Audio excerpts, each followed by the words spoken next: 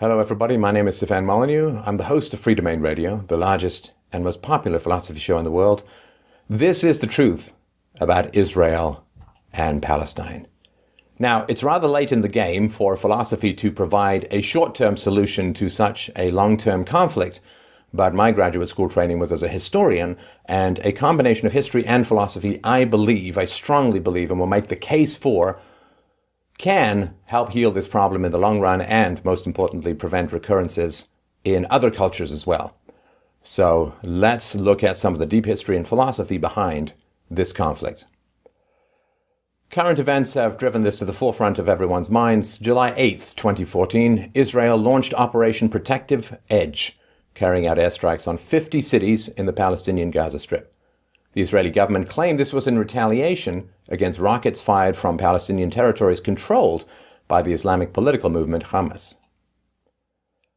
This was the beginning of a conflict that has already taken the lives of more than 1,200 Palestinians as well as 48 Israeli soldiers. The fighting continues despite the UN, President Obama, and other Western leaders calling for an immediate ceasefire. The July events are the latest of a series of bloody attacks between Israel and Palestine. The well-armed Israeli forces, who are supplied, of course, and armed to a large degree by the United States taxpayer and those who will inherit the national debt, typically go up against urban guerrillas, which means innocent civilians are usually the ones who suffer. As you know, Palestine has no formal military of any kind. Islamic groups have used suicide bombers to carry out numerous attacks against Israel since the 1990s. The stated goal of Hamas is the destruction of Israel. We'll look at the Israeli agenda with regards to Palestine as we go through this presentation, but it's irreconcilable win-lose stances, to say the least. Human rights organizations have consistently accused Israel of violating international laws of armed conflict and the rights of the entire Palestinian population. The Israel-Palestine conflict has been raging for decades, and there seems to be no end in sight. What are the root causes of all of this violence, and why are both sides so committed to it? Let's go back to the origins of modern Judaism. So prior to the Age of Enlightenment, which can be broadly thought of as sandwiched between the end of the late Middle Ages and the Age of Reason, the Age of Enlightenment, Jews were organized in what some described as rabbinical dictatorships, tight-knit communities where rabbis had absolute control over the lives of Jews. With the help of bribes, many European countries assisted rabbis in capturing, imprisoning, and executing Jews who didn't conform to Judaism. One of the bigotries and anti-Semitism embedded in late medieval Christianity was forbidding Jews to hold property. And as a result, a lot of Jews, of course, went into more intellectual professions, developed their human capital because they couldn't basically develop their real estate capital, which meant, of course, going into doctors, lawyers, financiers, bankers, and so on.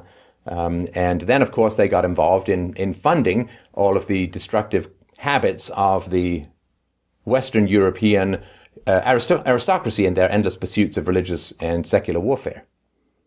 For example, the famous Austro-Hungarian rabbi Moshe Sofer claimed, quote, "Here in Bratislava, when I am told that a Jewish shopkeeper dared to open his shop during the lesser holidays, I immediately send a policeman to imprison him." Israeli scholar Israel Shahak stated, quote, "This was the most important social fact of Jewish existence before the advent of the modern state, observance of the religious laws of Judaism, as well as their inculcation through education, were enforced on Jews by physical coercion, from which one could only escape by conversion to the religion of the majority, amounting, in the circumstance, to a total social break, and for that reason very impracticable, except during a religious crisis." So it basically was a very violent cult that used the power of non-Jewish secular authorities to imprison and kill non-compliant Jews. So a pretty terrifying situation to be in. Shahak also writes, "It is important to note that all the supposedly Jewish characteristics, by which I mean the traits such as humor, love of learning, and entrepreneurship, which vulgar so-called intellectuals in the West attribute to the Jews, are modern characteristics quite unknown during most of Jewish history. and appeared only when the totalitarian Jewish community began to lose its power. He goes on to say, the Jewish religion governed the details of daily behavior in all aspects of life, both social and private, amongst the Jews themselves, as well as in their relation to non-Jews. It was then literally true that a Jew could not even drink a glass of water in the home of a non-Jew. Remember, of course, the Jews view themselves as the chosen people, the chosen race of God. And their view, at least the textual view of non-Jews is not, I guess you could say, rabidly flattering, which we'll get to in a bit. The Lurianic Kabbalah was a school of Jewish mysticism that dominated Judaism and Madonna from the late 16th to the early 19th century. And one of its basic tenets is the absolute superiority of the Jewish soul and body over the non-Jewish soul and body. All right, so the Enlightenment movement, which was really, it had a lot to do with a lot of complicated things, which I've gone into in other shows, but it spread the concepts of rationality, reason, empiricism, and individualism, as well as the Baconianly developed scientific method throughout Europe. And it challenged a lot of religious traditions in the process. It spread deism, which was the belief that there was a divine creator, but he basically started the motor and then let the lawnmower run itself and took off somewhere else.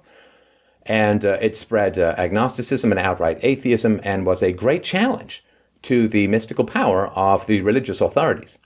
This, of course, included Judaism. The rabbi stranglehold still prevented Jews from exploring these new ideas. But very, very briefly, one of the things that happened was in the 11th and 12th centuries, they came up with some really impressive improvements in farming methods. They discovered how to plant and nurture winter crops, which meant you didn't basically have to half-starve to death during the winter, so it grew turnips and stuff in the winter. They also invented a shoulder harness for the horses and cattle. Before, there was a harness that the more weight they pulled, it choked. So the shoulder harness allowed them to pull to pull more plows and so on, to dig the crops deeper, keep them safer from birds. So in some places in Europe, you saw a 5 to 10 to 15-fold times increase in crop production. And this meant fewer people were needed on the farms, and it also produced and provided the excess food that is necessary for the development of cities. When you start developing cities, you lay down the potential for industrialization, because you have an excess labor force, some of whom are there voluntarily because they are not needed on the farm, and some of them are there involuntarily because their lands would be basically stolen by aristocrats during the enclosure movement. Now, when you start to have the growth of the cities, you start to get the growth of the intellectuals, you revive book culture, and there was a refocus and re-emphasizing on the Greco-Roman texts of law and philosophy that had been lost to the West and held by the Muslims for many centuries. And one of the important ideas was equality before the law, and this idea began to take hold in many European countries. And at the same time, after Luther nailed his theses to the church door in Wittenberg, there was hundreds of years of religious warfare as the various sects of Christianity. Of course, there was the main Catholic group, and then there was the divided up Protestant groups, those Evangelians, the Calvinists, the Anabaptists, the Lutherans, and so on. And they all tried to gain control of the state in order to impose their will on others. And this is where the separation of church and state basically came from, is after hundreds of years of a general religious slaughterhouse and pretty much seppuku by religion on the part of the Western states. They began to think of maybe we should have a separation of church and state. And the same thing will happen eventually once we suffer enough for the separation of state and economics, but that's perhaps a topic for another time. So once the Greco-Roman ideas of equality before the law began to take hold and the separation of church and state began to take hold, states began to refuse to collaborate with the rabbis. But not only did they refuse to collaborate with the rabbis and imprison or kill non-compliant Jews, but religious persecutions were now discouraged and sometimes actively prohibited. And this, of course, is very bad for the priestly class, right? The priestly class, the rabbi class, they develop their skills in conjunction with secular powers to have intellectual and moral and mystical domination over a particular tribe, and they don't give up, of course, without a fight, as we'll see. Even the notorious Nicholas I of Russia, who was known for persecuting Jews, began to actively undermine the rabbinical dictatorships. In the late 1830s, for example, the holy rabbi of a small Jewish town in Ukraine was severely punished for ordering the murder of a heretic. The rabbi and his men threw the victim in the boiling water of the local baths, expecting to get away with it, as they normally would, but the legal authorities of Russia refused to turn the other way. In other words, rather than killing people for non-compliance or having them imprisoned for non-compliance, which in the later Middle Ages and Enlightenment was pretty much a death sentence, you actually had to try and convince people of the quality of your ideas through debate and argument rather than through indoctrination and intimidation. And it doesn't work so well for people who are not rational, let's say. So as the rabbis began to lose the power, because they couldn't basically order hits on non-compliant members, as the rabbis began to lose their power, fears of assimilation and cultural breakdown began to spread in Jewish communities. Without force, without violence, without the sword of the state, what was to stop Jews from rejecting Judaism and exploring Enlightenment ideas? So once they began to be free of the threat of coercion, some Jews decided to challenge the tenets of Orthodox Judaism. They started to learn modern languages and pursued secular education. The movement of Jewish emancipation brought about a split in the traditionally terrified and cohesive Jewish settlements. Many Jews from Western Europe embraced the idea of cultural and social integration, while Eastern European Jewish communities largely retained their religious structure. Russia, broadly speaking, Russia and Germany did not go through the Enlightenment for a variety of reasons. In Russia, the power of the ruling class was so strong, and in Germany, there was just non-stop religious warfare. They didn't really go through the Enlightenment, and this is one of the reasons why they ended up as the two great dictatorships of the 20th century, National Socialism and Communism. So there were two primary trends among the more secular Jews of the West. Many of the descendants of rabbis, such as Karl Marx, Moses Hess, and Rosa Luxemburg, developed the theoretical foundations of communism and socialism, while Jews coming from poor and underprivileged backgrounds were typically more attracted to accumulating wealth in the growing free market. So you can sort of think of one of the great Jewish descendant oppositions is Karl Marx versus Ayn Rand, and Ayn Rand was the daughter, of course, of a bourgeoisie who had his livelihood and income stolen by communists, and Karl Marx was the descendant of a rabbi who converted to Christianity for survival reasons. And this blowback is important. I'll talk about this at the end of the presentation, but when you start taking away the power of the exquisitely well-tuned verbal abusers known as the priestly class, they can morph, right? And they can change to still have dominance in other language-based cloud castles of imprisonment. So you can fairly easily switch from religiosity to communism, which is one of the reasons why communism opposed religiosity so strongly, because it was a direct competitor. It's like one mafia group opposing another mafia group. And this is one of the things that happens. So you always everyone forgets about the blowback. It's like, yay, age of reason. It's like, oh no, now we have totalitarianism in the 20th century. So what really was the birth of what is called modern Zionism? Well, facing virtual extinction, or at least the destruction of their power and authority over their subjects, the Jewish rabbis scrambled to find a way to maintain some sense of power and authority. So they needed a powerful mission, a call to arms idea to keep people under their control, and something which would appeal to the growing secularism among the Jews. In other words, it couldn't be specifically mystical or religious. Now, in 1861, the renowned rabbi Zweihirsch Kalischer published a book called Quest for Zion, where he advocated immediate reclamation of the Holy Land, because salvation of the Jews, as foretold by the prophets, could only come about in the natural way, by self-help, and did not need the advent of the Messiah. So, of course, the Jews are waiting to return to the Holy Land, where they were expelled many millennia ago. They're waiting for the Messiah to come back. And the rabbis, fearing that they were losing their power and experiencing the loss of their power, decided to create a mission. And the mission was, let's go get the Holy Land back. We don't need to wait for no Messiah. This is going to be our new gig, and this is what's going to keep us all together, and this is going to be the mission which we can be in charge of. Other influential rabbis quickly adopted this idea and established numerous Lovers of Zion organizations throughout Eastern Europe. The purpose of these organizations was to encourage Jews to immigrate to Palestine.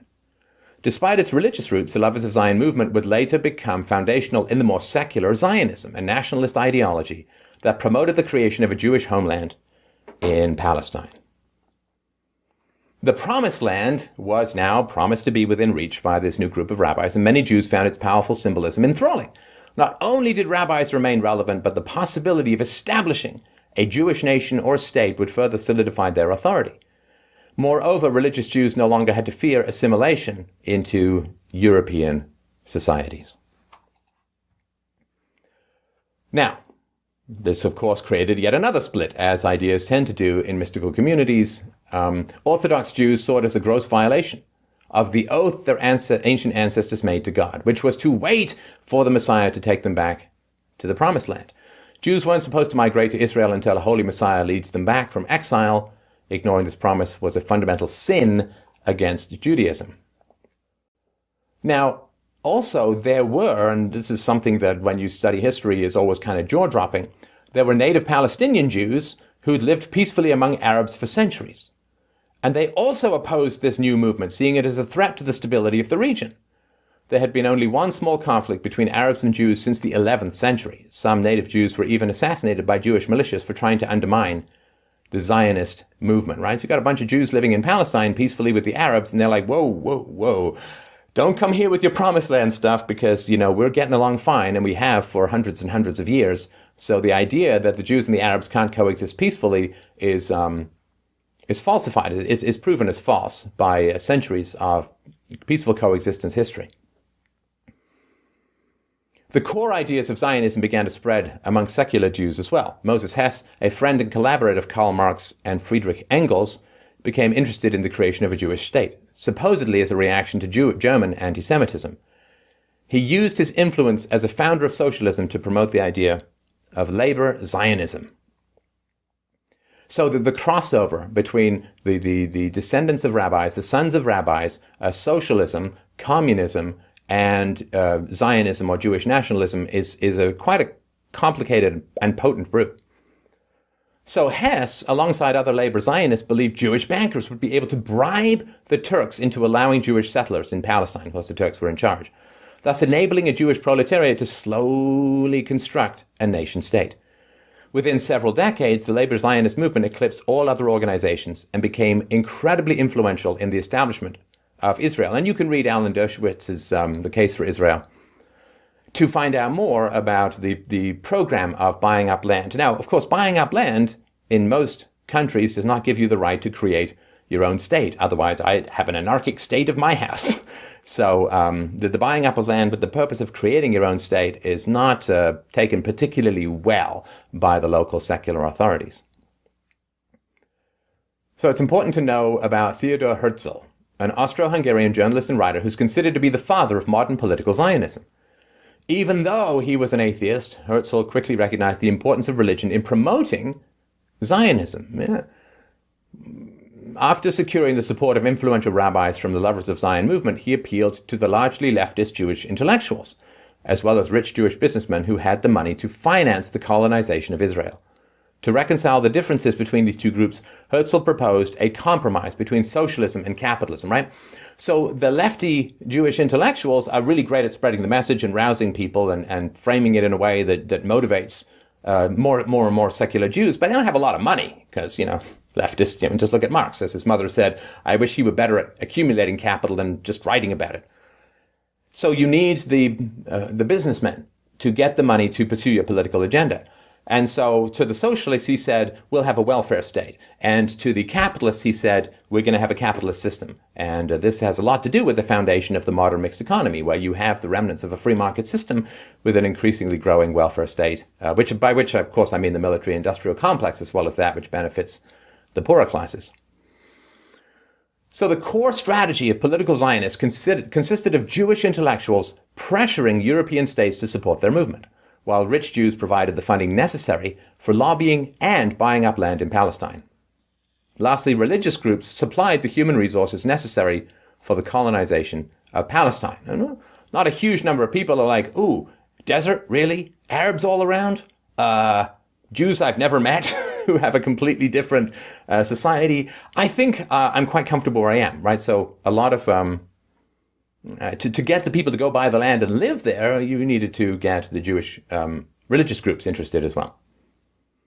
Now, Herzl was very critical of rich, quote, what he called assimilated Jews, because outside of financial and political support, they refused to fully commit to Zionism by colonizing Palestine.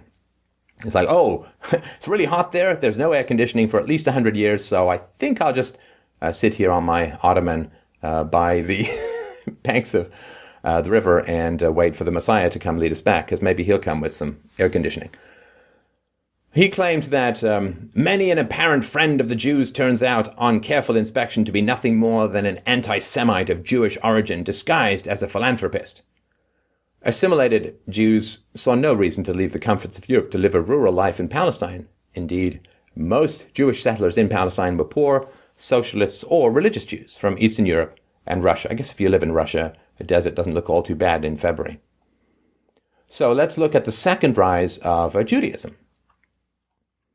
Mixing secular nationalism and Judaism created an explosive environment, and as the Jewish inhabitants of Palestine, as I mentioned, who lived there peacefully for centuries, feared, it destabilized Jewish relationships with the Arabs.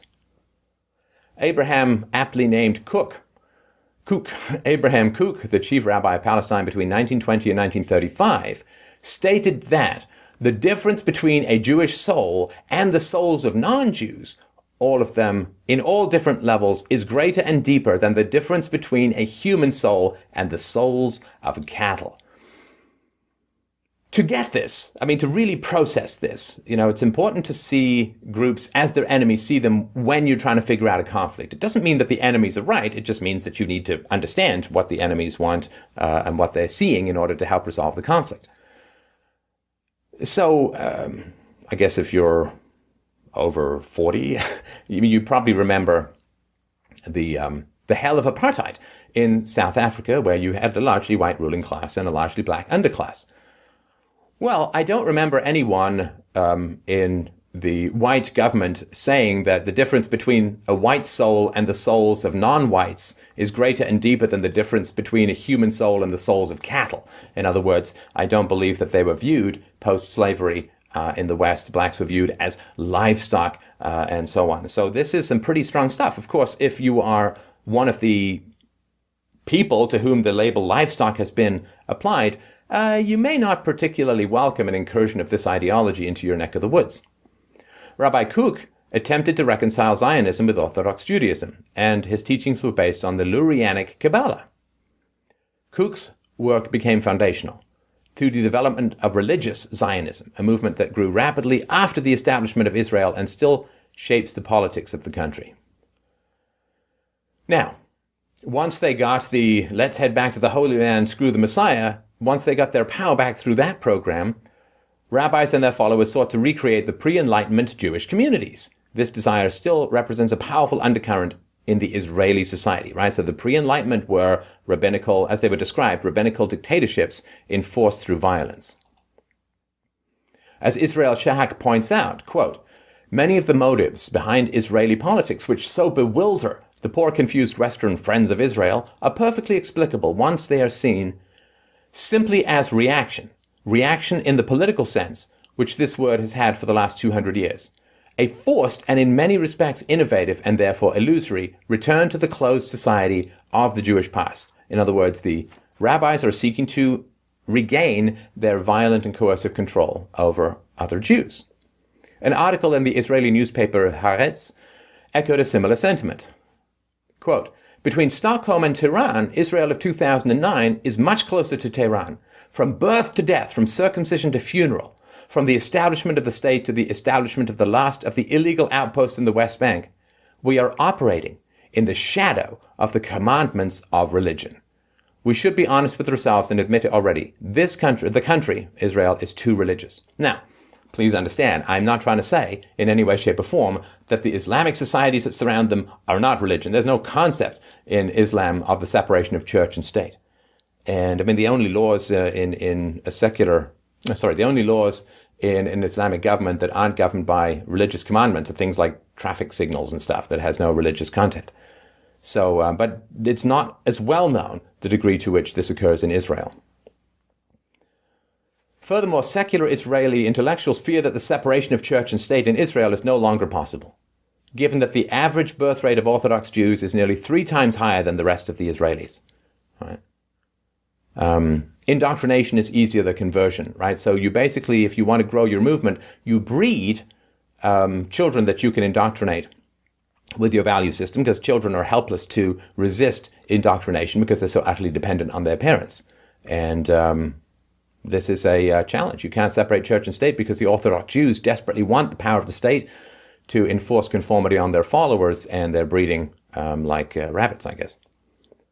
According to a Haaretz columnist, many young Israelis flee the country because it's become a xenophobic theocracy, with a government in which the politicians ask not what they can do for the citizenry, but what the citizenry can do for the state.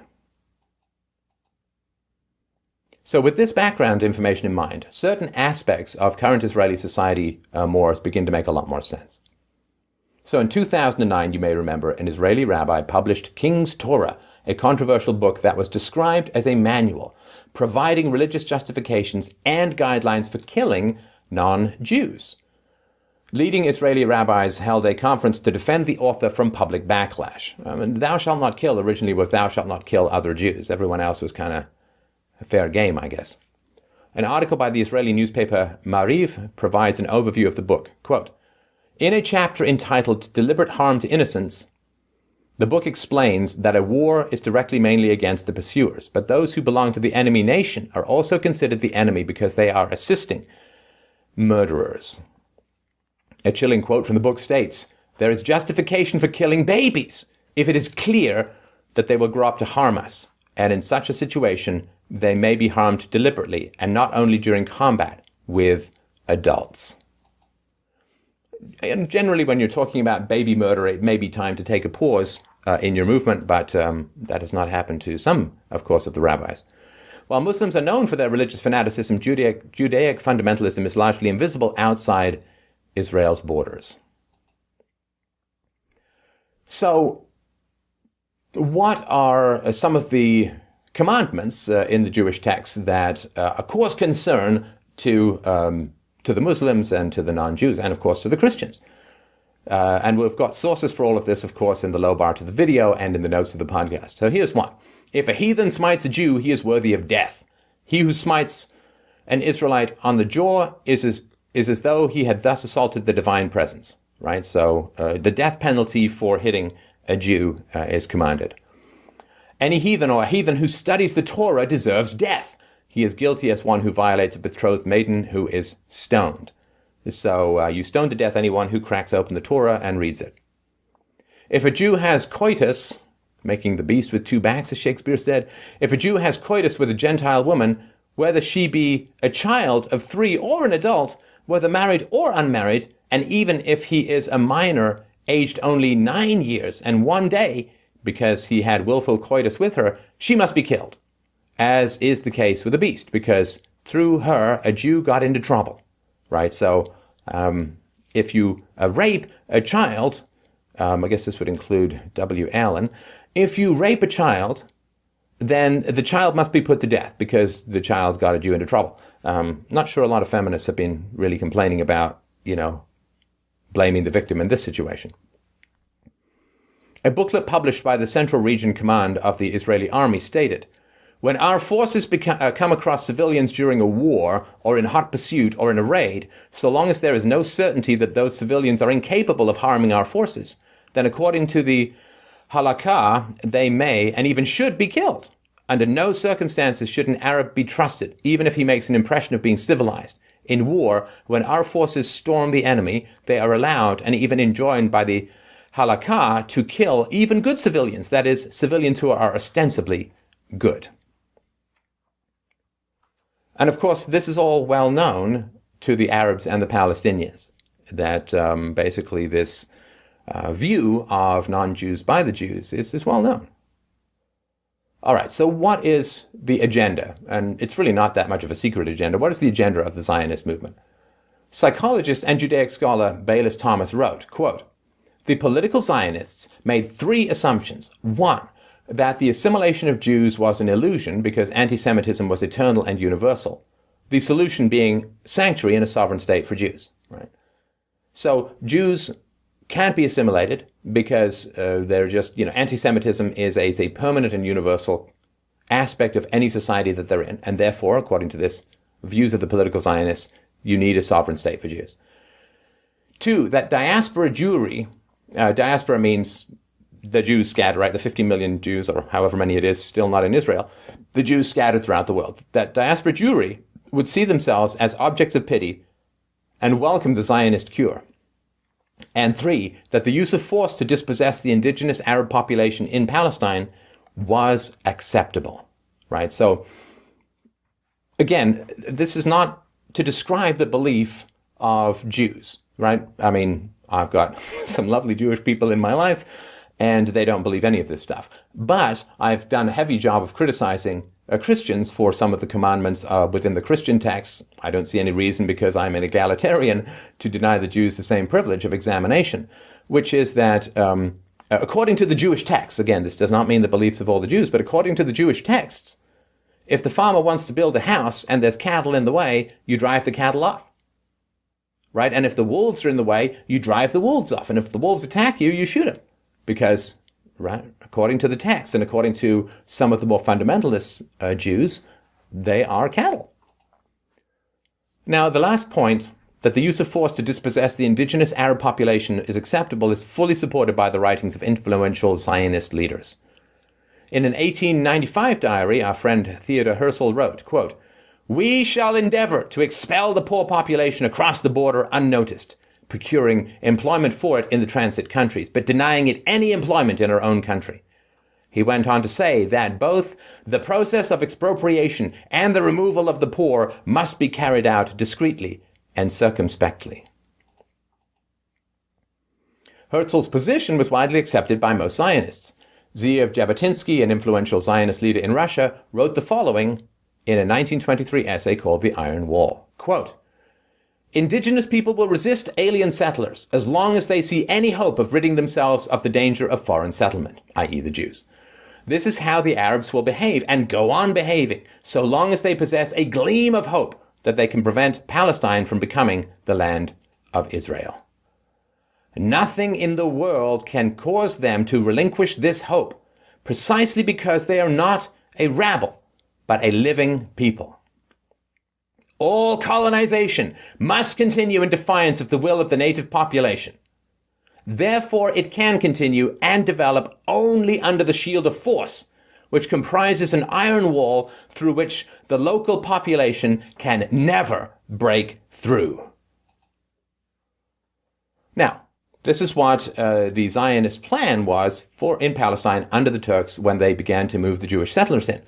But where did they get a hold of this overwhelming force in order to create Israel?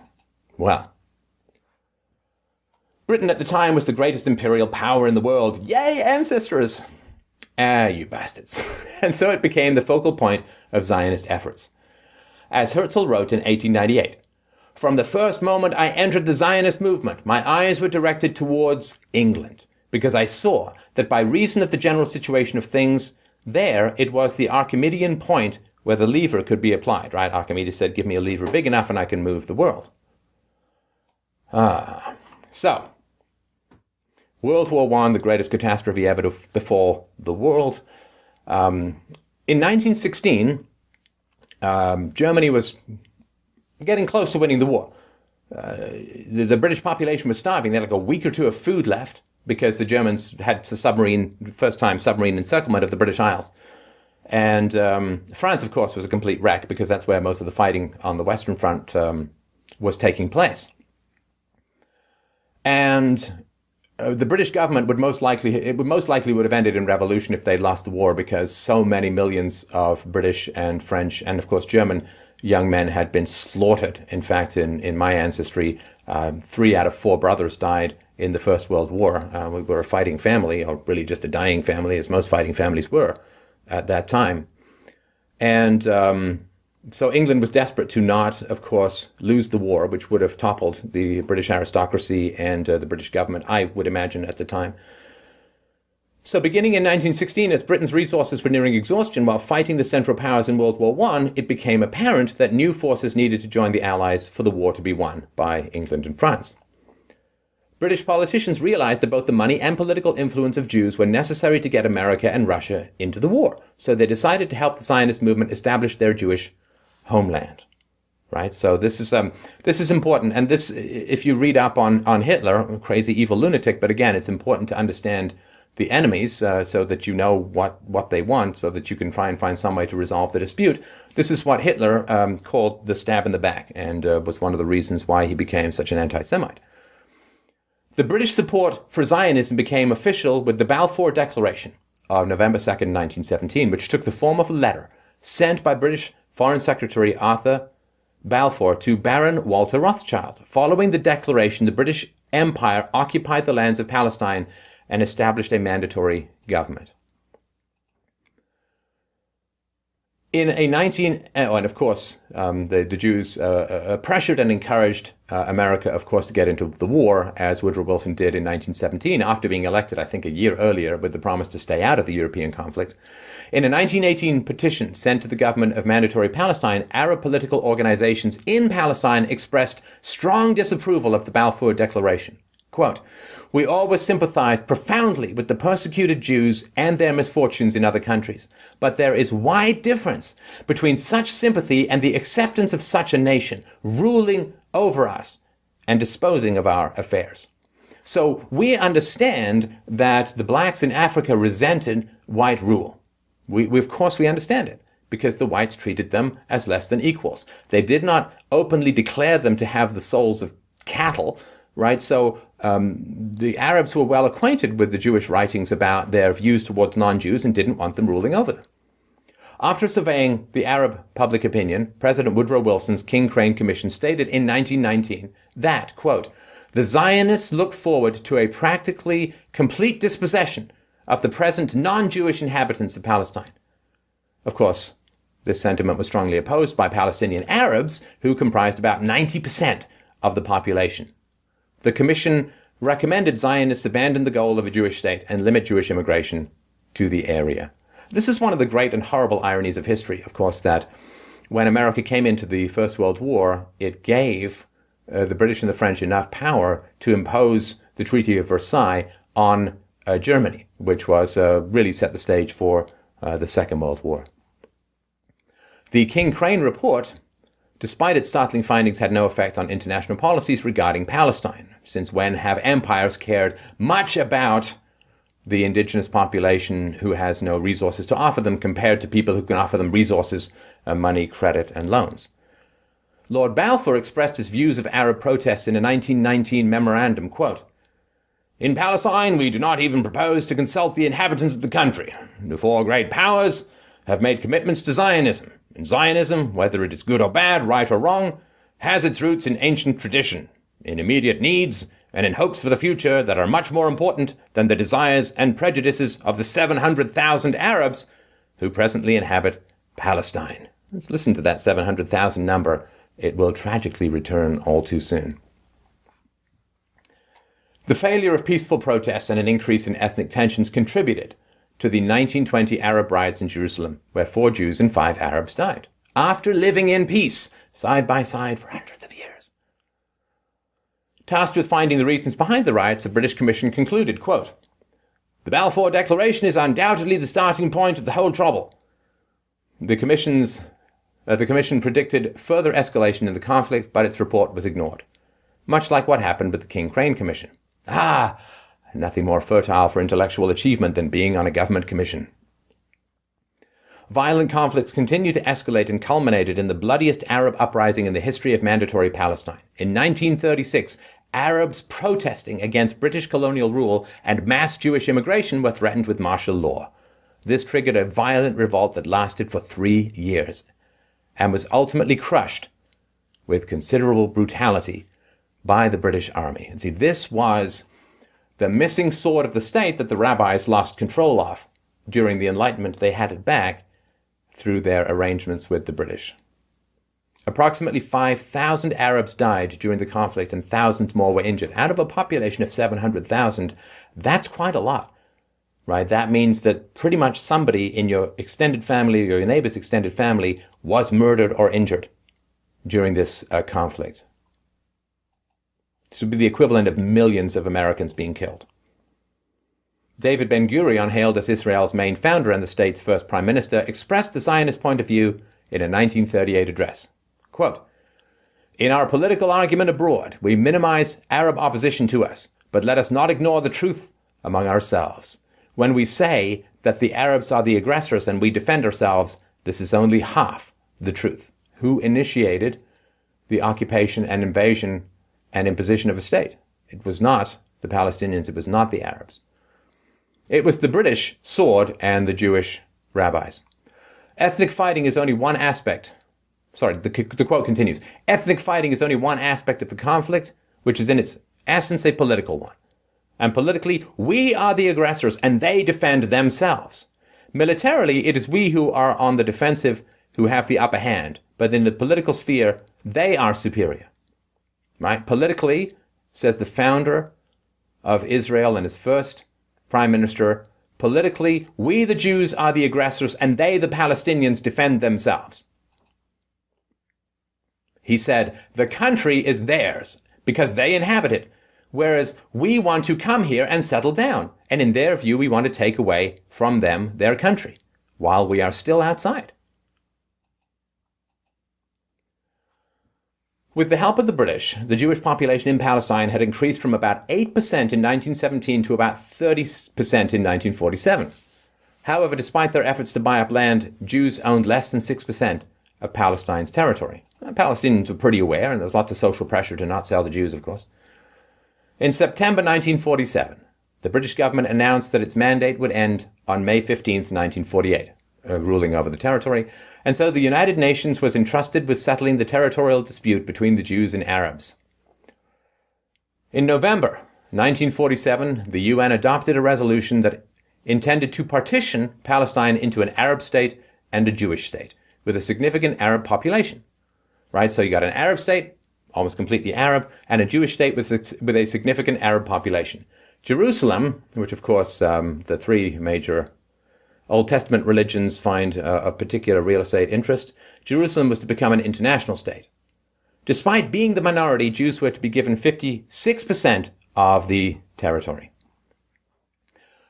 Not overly shockingly, both sides refused to accept the UN resolution.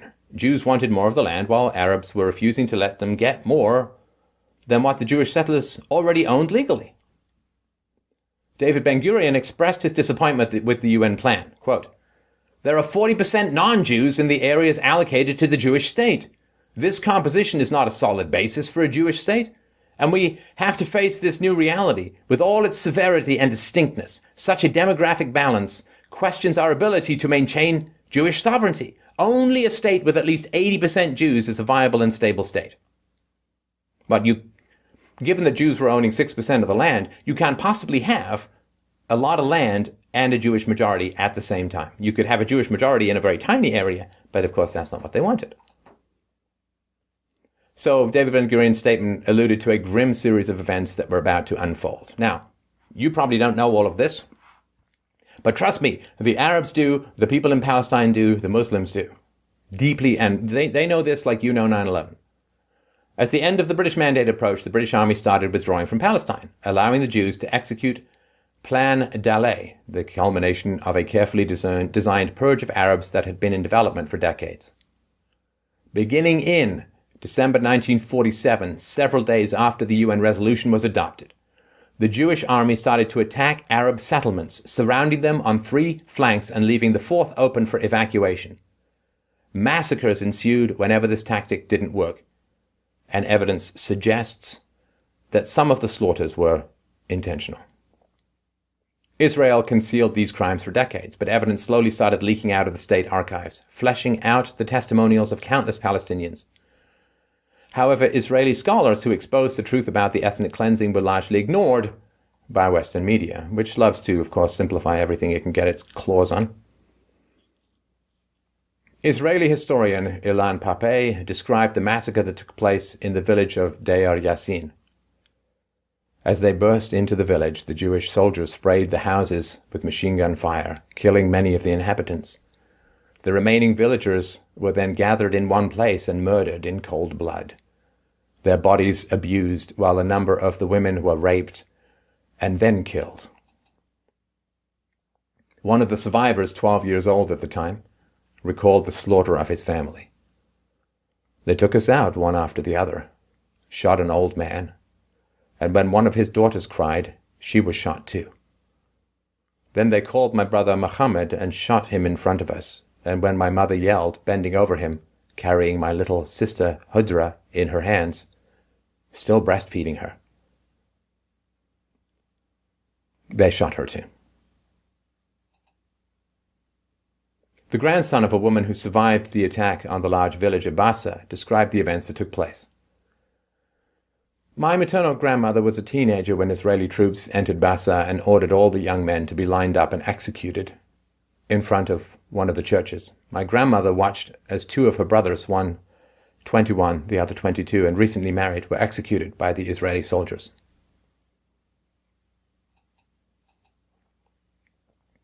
Let's look at the percent of Jews in Palestine from the late 19th century through to the founding of Israel.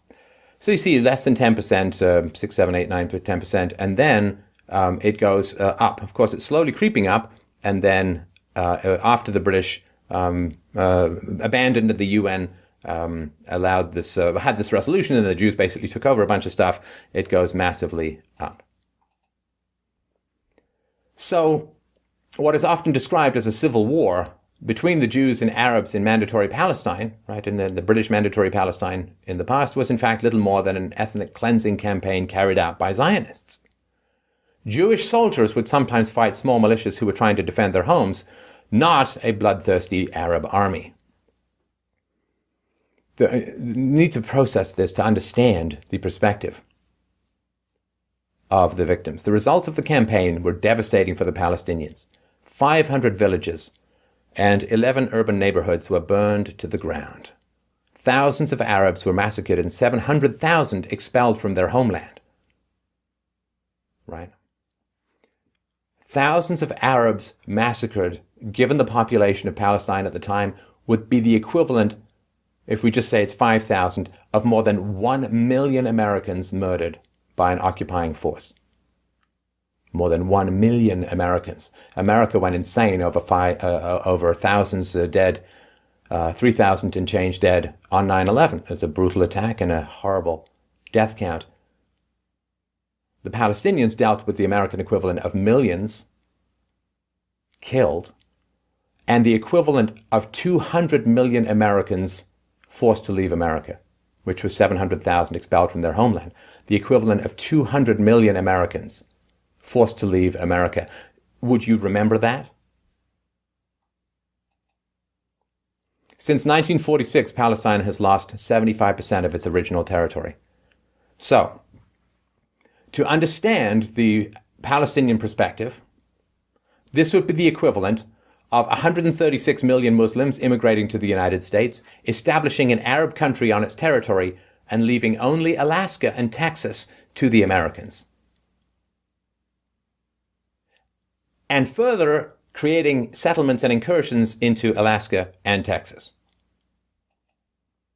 I don't think I need to describe to you what that would be like emotionally. Israel declared independence on May 14th, 1948. For the Palestinians, May 15th, the day after, became Nakba Day, or Day of the Catastrophe. While Israeli Jews annually celebrate their Independence Day, Palestinians commemorate the tragic events that took place during the brutal ethnic cleansing. In their book Gaza in Crisis, Noam Chomsky and Ilan Pappé provide insight into the Israel-Palestine conflict.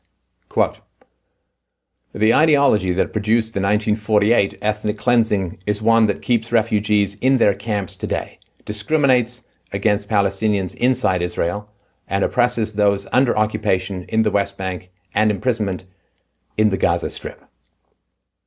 Seen from that perspective, a two-state solution is a small lid trying to cover a huge boiling pot, and whenever it is put and whenever it is put on, it drowns. The resolution of a conflict can only occur when such a lid can be put firmly on the past and bring its horrors and evils to a close. However, if the horrors committed by the Nazis continue to live on in the minds of the Jews, how can we expect Palestinians to forget what was done to them? I'm not equating the Jews with the Nazis, but from the standpoint of the victims, there are similarities. One of Israel's most committed allies has always been the United States. President Truman officially recognized the creation of the State of Israel on the same day Jews announced their Declaration of Independence. Adjusted for inflation, the United States has provided Israel with over $250 billion, $233.7 billion since the country was founded in 1948, making it the largest recipient of U.S. economic and military assistance since World War II. On average, Israel annually receives more than $4.3 billion in foreign assistance, about 2% of Israel's GDP. In recent years, military aid accounts for 75% of taxpayer money sent to Israel.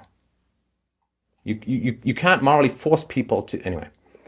U.S. support for Israel has been one of the main drivers behind Muslim hostility towards Americans. In his letter to America, Osama bin Laden claimed that this is one of the main reasons behind the 9/11 attack. He wrote, "The British handed over Palestine with your help and your support to the Jews who have occupied it for more than 50 years. Years overflowing with oppression, tyranny, crimes, killing, expulsion, destruction, and devastation.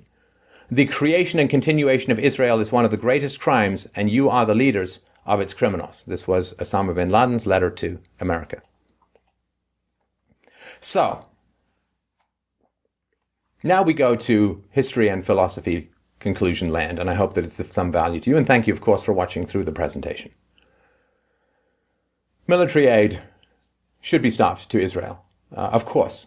You can't force people to support a regime that they oppose. Foreign aid as a whole is a monstrous a system of the redistribution, a forced redistribution of wealth.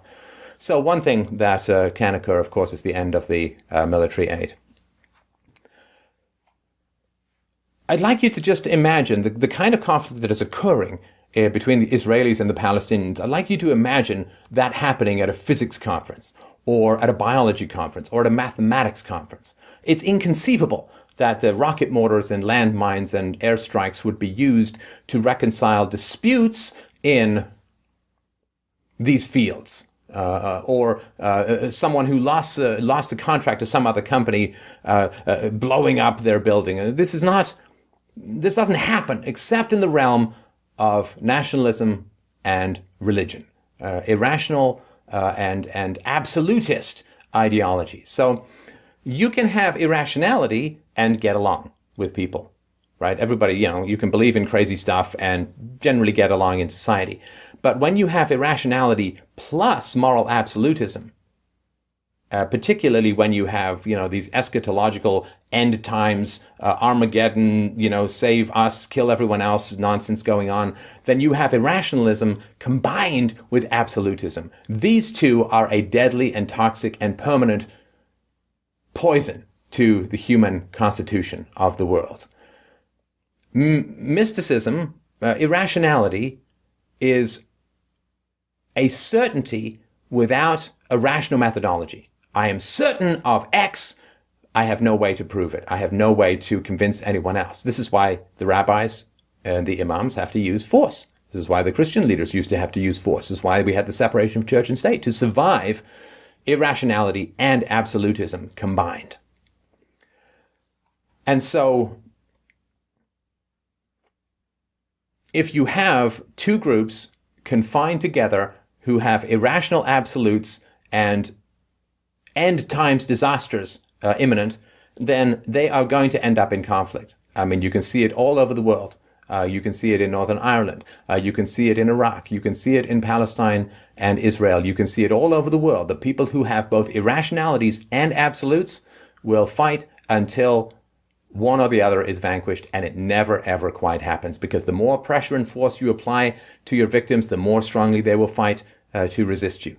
And the more strongly they will call for the aid of others who will come running to be part of the great general suicidal drama of irrational absolutes that can literally engulf the entire world in flames. So this is very, very important. We have methodologies for resolving disputes.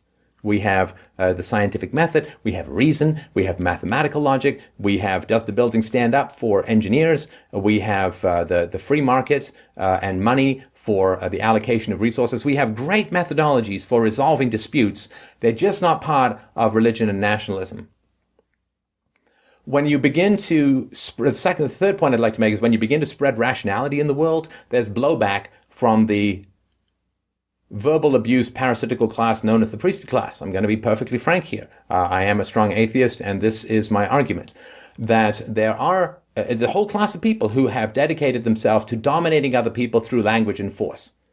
And some of them are secular and some of them are religious.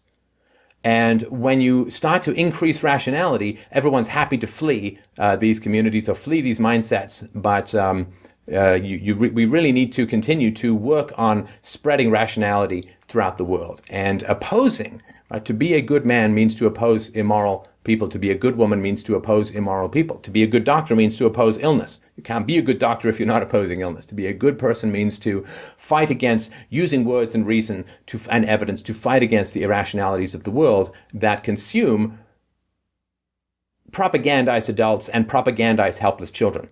So there's always this kind of blowback to this kind of irrationality. So my little pitch, of course, is that I run this big philosophy show with your help and support.